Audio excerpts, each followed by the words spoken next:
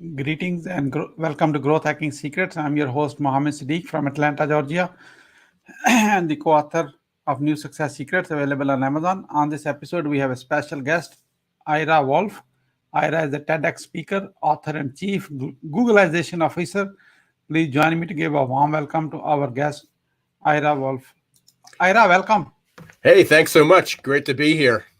Yeah, Appreciate the opportunity. appreciate the opportunity to meet you in person on Zoom right now. And let me start with this. Where were you? What happened? Who you were surrounded with that inspired you to do what you do today? I'm asked that question often. I'm not sure I have there was a single moment. I currently, aspire, what I love being is a thought leader. It allows me to learn and share and provide that information. I'm not sure through my careers that I one time said that what I want to be when I grow up, or I looked at someone that inspired me to do that. But along the way, along the journey, along my careers, it's certainly something I've attempted to do in each aspect of my life, and hopefully continue to do so. Wonderful.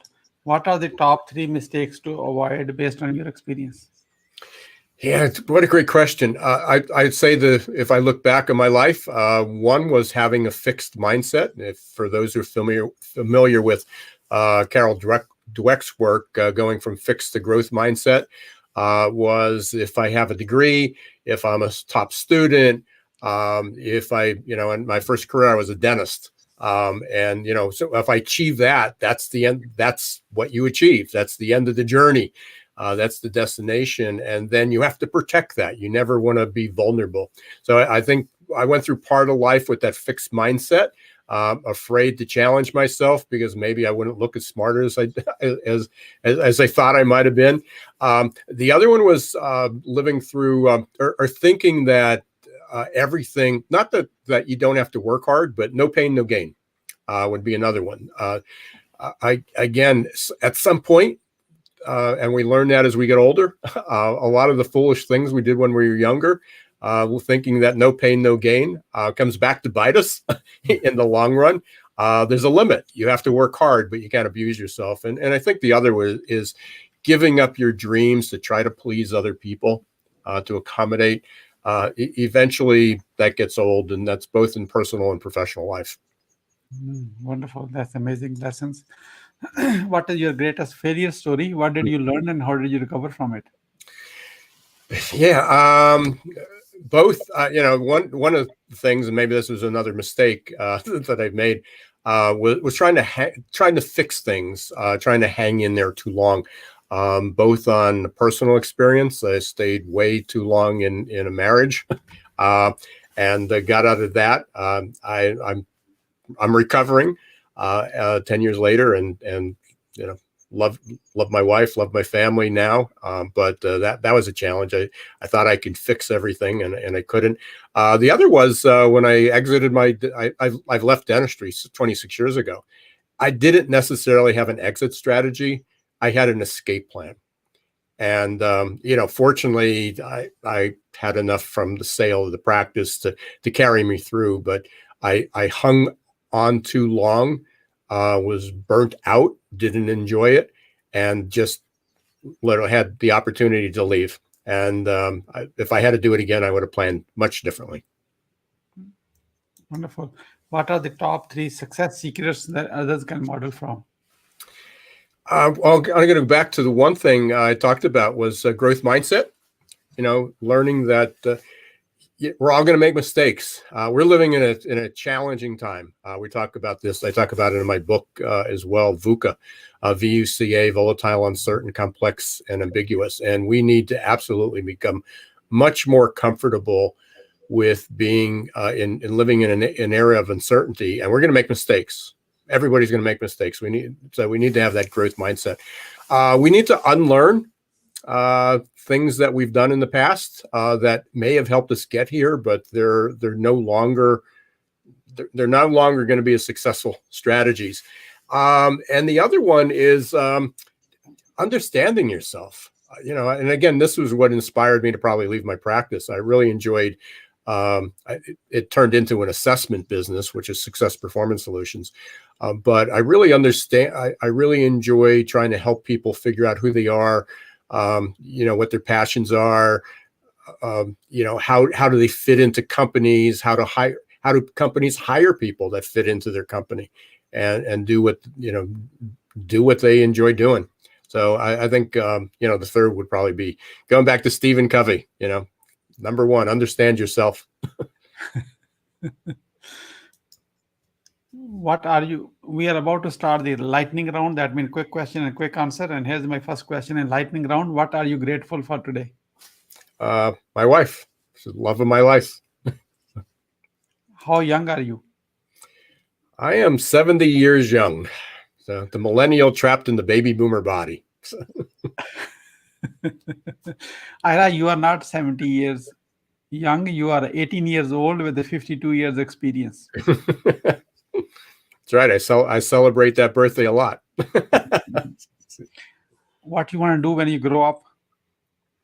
I'm still trying to figure that out. I'm 70. My colleagues, peers have retired.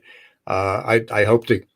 I wake up every day thinking that I have another 50 years to live, and hopefully we're going to help people not get left behind.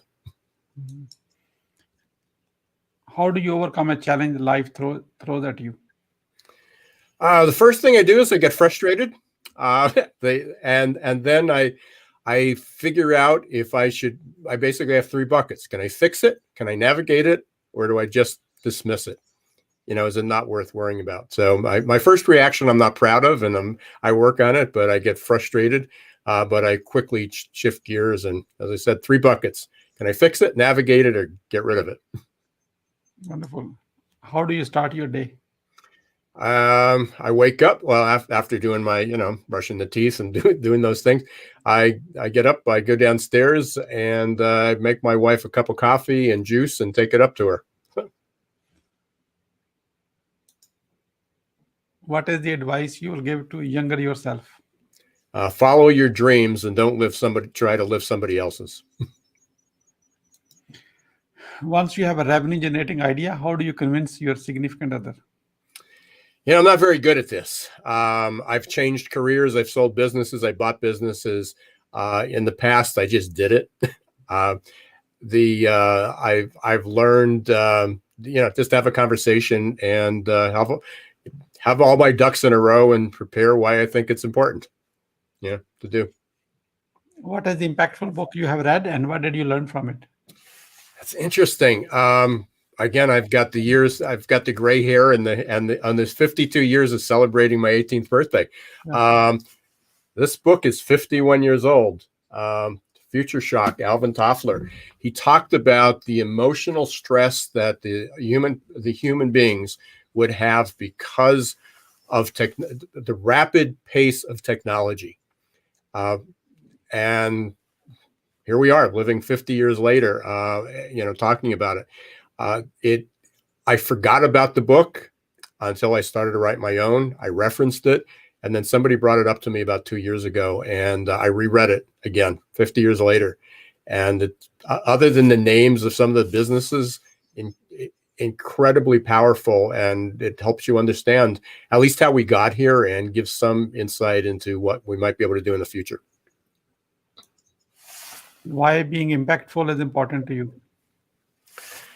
On a personal view, it helps. Helping other people is rewarding, and again, as a thought leader, we live in challenging times, but I wake up every morning, I should be thinking about retirement and slowing down, and I think I'm in startup mode. And how do I get other people to think that way? How do I get people to think that it's, their life's not ending, but to live it to their fullest? Who is your mentor and what's the impact? I have a lot of mentors. There's not necessarily one specific one I've had. My uncle was always a big influence on me, but I'm fortunate. I have a lot of people that I can pick up the phone and run an idea by and talk to them and share with them, and enough people that'll challenge me. Not that they just, I don't seek them out to pat me on the back. I seek them out because I value what they say, and also to challenge me to either do something differently, to shoot me down, or to think differently. What do you want to be remembered for?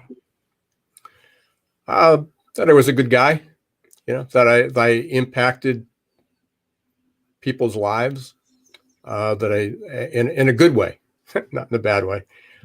But and hopefully I've done that. I said I haven't practiced dentistry in 26 years, and yet I still hear from some of my employees and some of my former patients, and again, I hear about people that got hired or switched jobs, switched careers because of something I said, something I wrote, something I said, and so hopefully that's what they remember.